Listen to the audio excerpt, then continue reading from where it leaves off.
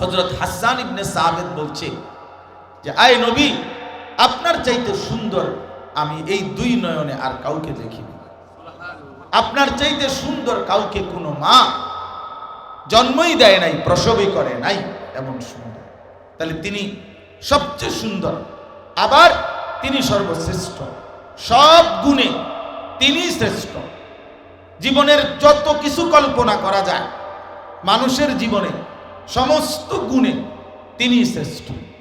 বন্ধুর কাছেও শ্রেষ্ঠ, দুশ্মনের কাছেও শ্রেষ্ঠ। অর্থাৎ এই 1450 বছর ধরে আল্লাহ নবী সাল্লাল্লাহু আলাইহি ওয়াসাল্লামকে অসংখ্য অগণিত কোটি কোটি মুমিন নবীজির জীবন পরীক্ষা করছে, বিশ্লেষণ করছে, তাদের কাছেও নবীজি সর্বশ্রেষ্ঠ। আবার এই 1450 বছর ধরে কত কাফের, বেঈমান, মুশরিক, নাস্তিক, মুরতাদ, কত বিধর্মী, গবেষক, পণ্ডিত, দার্শনিক, বুদ্ধিজীবী কাফের তারা, কিন্তু তারা আমাদের নবী সাল্লাল্লাহু আলাইহি সাল্লামকে নিয়ে গবেষণা করেছে, তাদের কাছেও তিনি সর্বশ্রেষ্ঠ। এজন্য তিনি বন্ধুর কাছেও শ্রেষ্ঠ, দুশ্মনের কাছেও শ্রেষ্ঠ, আপনজনের কাছেও শ্রেষ্ঠ, পরের জনের কাছেও শ্রেষ্ঠ। তিনি সবার কাছেই তিনি সর্বশ্রেষ্ঠ। আল্লাহ তাআলা বলেন, এই সর্বশ্রেষ্ঠ রাসূল আমি তোমাদেরকে দিলাম, এটাই হলো আমার সবচেয়ে বড় দয়া, সবচেয়ে বড় ইহসান। এখন কেন দিলাম?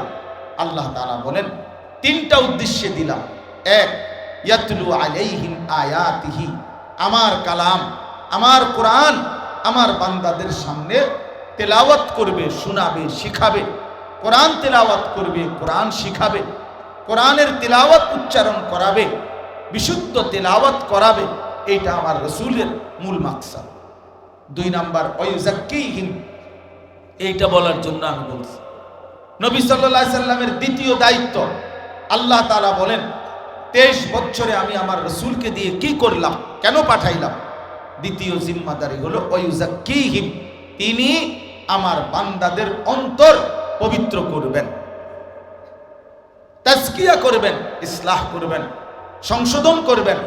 আমার বান্দাদের অন্তর থেকে সমস্ত মন্দ আখলাক, সমস্ত মন্দ স্বভাব দূরীভূত করে উত্তম স্বভাব দ্বারা সুসজ্জিত করে দিবেন, আখলাক দ্বারা সাজিয়ে দিবেন, জিন্দেগির দিলটা পরিশুদ্ধ করে দিবেন।